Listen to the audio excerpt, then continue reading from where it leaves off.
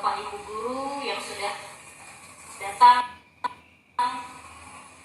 dalam acara sosialisasi modul 1 pendidikan guru penggerak.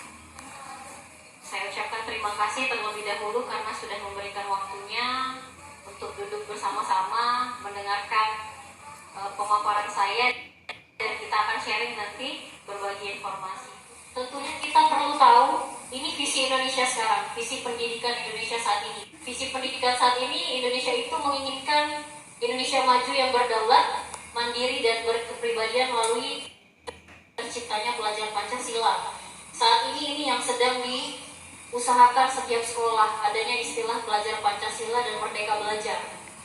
Pelajar Pancasila itu adalah pelajar yang memiliki 6 nilai yang harus dikembangkan ini Bapak Ibu. Mulai dari beriman kepada Tuhan Yang Maha Esa, kemudian mandiri, bernalar kritis, kreatif, bergotong royong, dan berkebinekaan. Ada 4 sub yang sudah kami pelajari, mulai dari 1.1 sampai 1.4. Sini sebenarnya yang sifatnya wajib saya sampaikan itu modul 1.1 dan 1.4. Mengenai pemikiran Ki Hajar Dewantara. Bapak Ibu tahu siapa Ki Hajar Dewantara ini? Bapak Pendidikan Indonesia. Kalau saya secara pribadi mendapatkan manfaat yang luar biasa ikut pendidikan ini, karena sebelumnya selama 8 semester kami kuliah itu tidak ada sedikit pun membahas tentang pemikiran-pemikiran Ki Hajar Dewantara. Padahal ketika saya selami, ketika dipelajari ini, dia mengibaratkan siswa atau murid itu sebagai benih yang siap disemai, benih-benih padi. Jadi kita beranggapan bahwa anak-anak itu adalah benih padi itu akan tumbuh menjadi padi. Apakah bisa benih padi tumbuh menjadi jagung? Tidak bisa. Jadi pemikiran Ki Hajar Dewantara ini mengatakan bahwa anak-anak itu sudah ada kodratnya loh. Anak-anak itu senangnya apa? Misalnya dari lahir dia sudah senang ke atletik, ke olahraga. Maka tugas kita sebagai pendidik tidak perlu memaksakan dia menjadi orang lain. Justru kita tumbuhkan kompetensinya di bidang olahraga. Itu hanya dapat menuntun kodrat yang ada dalam diri anak tanpa mengubahnya menjadi orang lain. Ibu-ibu, ketika kita tanam, kita semai benih padi tadi, guru itu hanya bisa memberikan pupuk, gitu kan, memberikan air, terus memberi cahaya yang cukup, ditaruh di tempat yang baik supaya dia tumbuh menjadi padi yang subur, yang siap dipanen, yang kualitasnya bagus. Begitupun juga seorang pendidik. Kita tuh sebagai fasilitator. Kemudian, nah ini yang sangat lengkap dengan anak-anak usia sekolah dasar dan taman kanak-kanak. Bermain itu adalah tuntutan jiwa mereka. Saya juga dalam pembelajaran berusaha semaksimal mungkin menyampaikan materi itu melalui permainan. Permainan yang sederhana, tapi mereka bisa memaknai pembelajaran itu. Mereka tuh tidak sadar kalau mereka belajar. Nah ini yang menjadi tantangan bagi guru-guru untuk membuat pembelajaran itu menjadi menarik. Mengatakan bahwa sebenarnya murid itu bukan kertas kosong. Jadi beliau ini anti dengan keyakinan tabula rasa yang menganggap bahwa murid itu kertas kosong tinggal kita warnai apa saja bebas sesuai dengan kehendak gurunya. Tapi sebenarnya murid itu adalah kertas yang sudah berisi dengan tulisan-tulisan yang buram. Tulisan buram itu ada yang positif, ada yang negatif. Nah, tugas seorang pendidik itu menebalkan tulisan-tulisan itu, tapi yang bernilai-nilai kebaikan. Dalam diri anak-anak itu sudah ada sifat cintanya, sudah ada sifat sopan santunnya. Nah, tinggal kita menebalkan itu dan membiarkan tulisan-tulisan yang buruk itu sampai bila perlu dia pudar bahkan hilang. Nah, kita harus ingat sosum tulodo. Di depan itu memberikan teladan bagi anak-anak. Kemudian ingmadio mangkaso, di tengah-tengah kita menjadi membimbing, memberikan motivasi. Dan yang terakhir, Tuturi Handayani di belakang sebagai pendorong. Ibu-ibu, apa yang dimaksud merdeka belajar? Yaitu memberikan kebebasan kepada guru dan peserta didik untuk menentukan sendiri sistem pembelajaran yang akan dilaksanakan. Adalah mengenai budaya positif. Budaya berarti kebiasaan positif yang harusnya ada di sekolah kita. Tapi untuk membangun budaya positif ini, kita perlu lingkungan yang positif juga, yang aman, yang nyaman, supaya murid-murid itu bisa bertindak dengan merdeka, mandiri, dan budaya positif. Ada 6 hal yang akan saya sampaikan. Sekarang saya punya sebuah analogi. Bukmar, nih, seandainya Bukmar, di tangan Bukmar itu, tangannya mana Bukmar? Sebelah kanan. Di genggaman Bukmar itu ada sesuatu yang sangat penting, sangat berharga, sangat bernilai bagi diri Bukmar. Sekarang ada tidak? Coba ibu-ibu berusaha supaya Bukmar mau membuka kepala tangannya itu untuk ibu. Coba ada tidak yang mau mencoba membujuk Bukmar supaya kepala tangannya ini terbuka dan memberikan sesuatu yang sangat penting dan sangat berharga tadi kepada ibu. Bisa tidak? Bukmar sayang, yang cantik, yang baik, bagi dong tangannya, kita buka ya, kita bagi sama-sama ya. Tidak bisa. Kita boleh kita bujuklah Bukmar, bisa atau tidak? Bukmar, ibu kan baik banget, cantik lagi. Boleh tak dibuka Bu? Bisa? Nggak bisa Bu. Tidak bisa. Itu benar dibuka atau tidak Bu? Itu penting sekali loh, benar dibuka atau enggak? Jadi begini loh maksudnya. Analogi kepala tangan. Ini berhubungan dengan teori kontrol. Seorang manusia itu tidak bisa mengontrol orang lain. Jadi Bukmar akan membuka tangannya itu atas dasar keinginannya sendiri, bukan karena Bukmar cantik, please lah Bukmar buka Bukmar, bukan karena bujukan, bukan karena pujian, tapi karena keinginannya sendiri, sama seperti murid. Jadi ini yang harus kita pikirkan ibu-ibu. Analoginya, apakah kita bisa mengontrol seseorang? Setelah yang tadi kita lakukan, faktanya tidak bisa. Siapapun tidak bisa mengontrol perilaku seseorang. Keputusan itu milik kita sendiri. Itu. Jadi kalau ada pendapat begini misalnya ibu-ibu, guru tuh bisa mengontrol murid. Bisa, kalau kita membuat murid merasa bersalah, nanti anak-anak tuh bisa berubah, karakternya semakin kuat. Semua penguatan positif, kalau kita puji-puji anak-anak itu, nanti dia bisa bermanfaat bagi mereka. Kemudian karena kita dewasa nih, anak-anak tuh harus nurut sama kita. Ini adalah pendapat yang salah, ilusi. Karena tidak seperti itu teorinya. Jadi anak-anak akan berubah itu atas dasar keputusan dia sendiri. Disiplin itu sebenarnya berasal dari bahasa Latin, disiplina, artinya apa?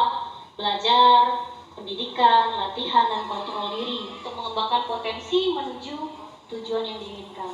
Tapi sekarang disiplin ini menjadi bergeser makna.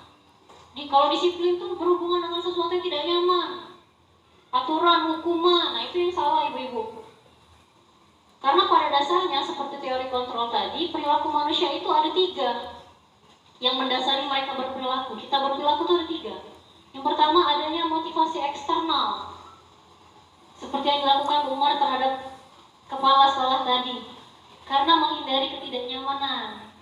Karena ibu adalah atasan saya, maka saya harus menghormati. Nah itu berarti motivasinya gini. Apa ya yang akan terjadi kalau saya tidak melakukannya? Yang kedua, untuk mendapatkan imbalan. Karena gurunya ngomong, nah siapa yang tugasnya tepat waktu akan ibu berikan pena. Oh mulai, tulis tepat waktu. supaya dapat pena tadi. Apa ya yang saya dapatkan kalau saya melaksanakannya? Itu masih motivasi eksternal.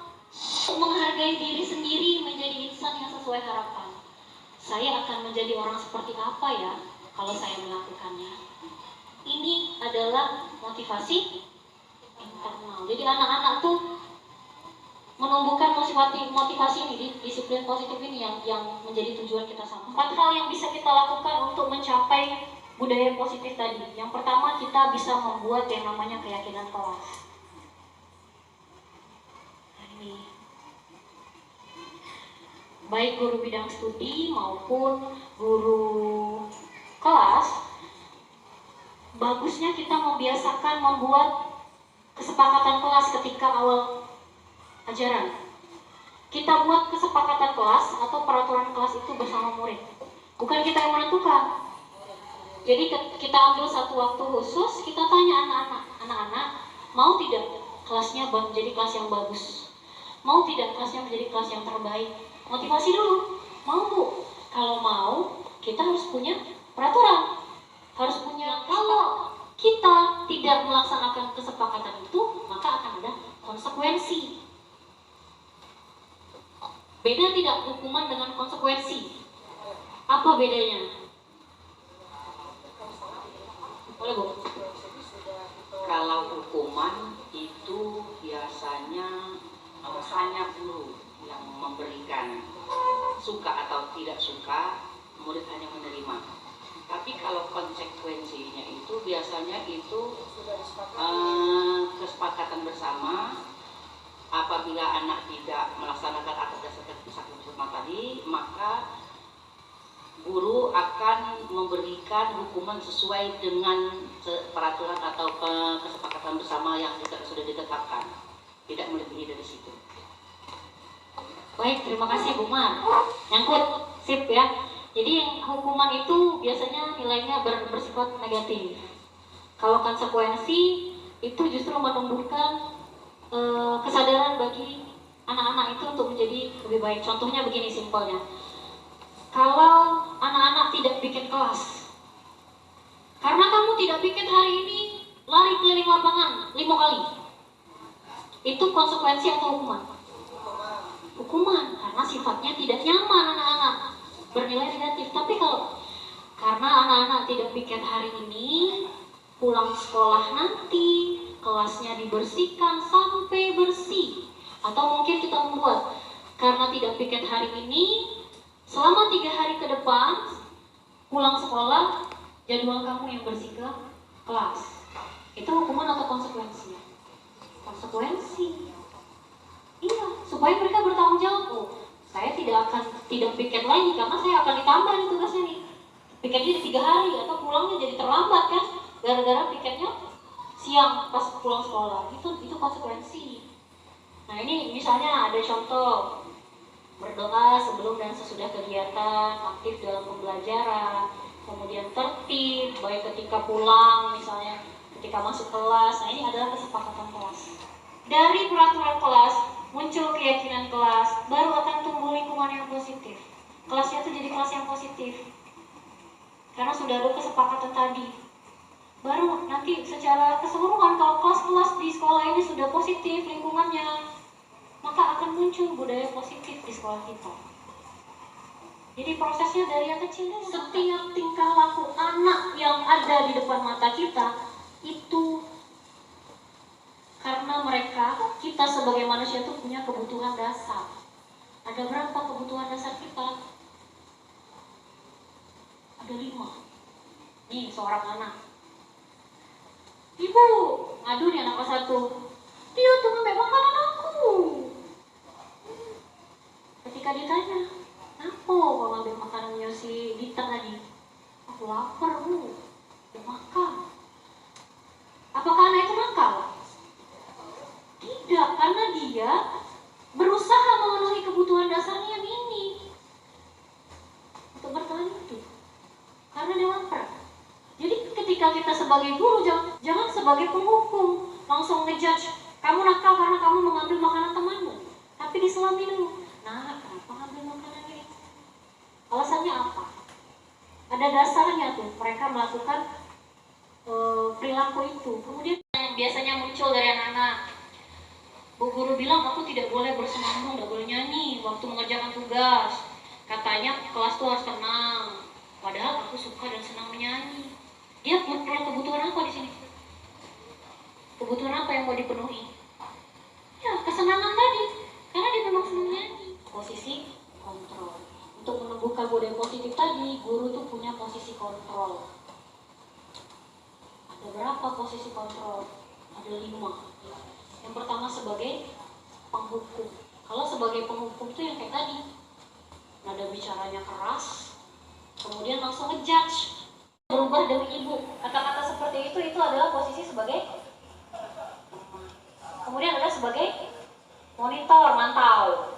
Pertanyaan sampai dia menyadari apa sih kesalahannya. Nanti baru bukan sih, langsung aja ya ke sini. Ada yang namanya segitiga restitusi. Guru tuh harus paham ini. Menciptakan kondisi bagi murid untuk memperbaiki kesalahan mereka sehingga bisa kembali ke kelompoknya dengan karakter yang lebih kuat. Apa saja yang dilakukan? Pertama, menstabilkan identitas. Yang terlambat tadi nih kan sudah kita panggil. Panggilnya di luar jam, tidak di depan anak-anak itu tadi. Panggil. Tahu kenapa ibu panggil? Itu kan? Hal yang pertama harus kita lakukan tuh kita harus menstabilkan identitas. Apa sih menstabilkan identitas? Memberikan pengertian ke anak. It's okay, dan apa? Setiap manusia tuh pasti pernah melakukan kesalahan. Dan sekarang Sherly sedang melakukan itu. Tapi tidak apa-apa. Justru kita harus mengubah diri kita menjadi lebih baik supaya ibu-ibu. Kalau ada permasalahan di sekolah, itu kita perlu selesaikan dengan bijak, sehingga tidak ada pihak yang dirugikan. Guru dan kepala sekolah harus memahami dengan baik posisi kontrol mereka masing-masing. Ini kita berusaha sama-sama Bu ya. Kita coba mulai dari yang tadi Bu, kesepakatan kelas, aturan kelas. Nah, dari situ harapannya anak-anak itu punya kebiasaan dan tanggung jawab sehingga muncul dengan sendirinya yang motivasi internal tadi. Biasakan tadi dari kesepakatan kelas, dari perilaku kita sebagai guru tadi memberikan posisi kontrol yang seperti apa, dari cara kita menyelesaikan masalah sehingga mereka dengan sendirinya akan muncul disiplin positif itu. Seperti itu Ibu. Ini tuh tantangan kita sama-sama Bu. Bagaimana membuat siswa, murid di sekolah kita itu punya motivasi yang ini. Tugas kita memang berat. Dan langkah-langkah yang keempat tadi yang harus kita lakukan supaya tujuan disiplin positif yang ini bisa kita capai. Mulai dari membuat keyakinan kelas. Kemudian apa tadi? Memahami kebutuhan dasar mereka, membuat posisi kontrol yang tepat, dan melakukan segitiga restitusi. Gitu Ibu. Mungkin jawab. Baik, terima kasih atas waktunya hari ini. Semoga apa yang saya sampaikan bisa menjadi kebaikan bagi kita bersama, bisa menjadi motivasi untuk kita semua memperbaiki bagaimana cara kita mengajar, mendidik, dan kita juga bisa bertukar, bersharing informasi sampai visi atau harapan kita bersama itu bisa tercapai. Saya ucapkan terima kasih, saya mohon maaf apabila ada kesalahan dalam penyampaian sosialisasi ini. Pada Allah saya mohon ampun. Billahi taufiq wal hidayah. Wassalamualaikum warahmatullahi wabarakatuh.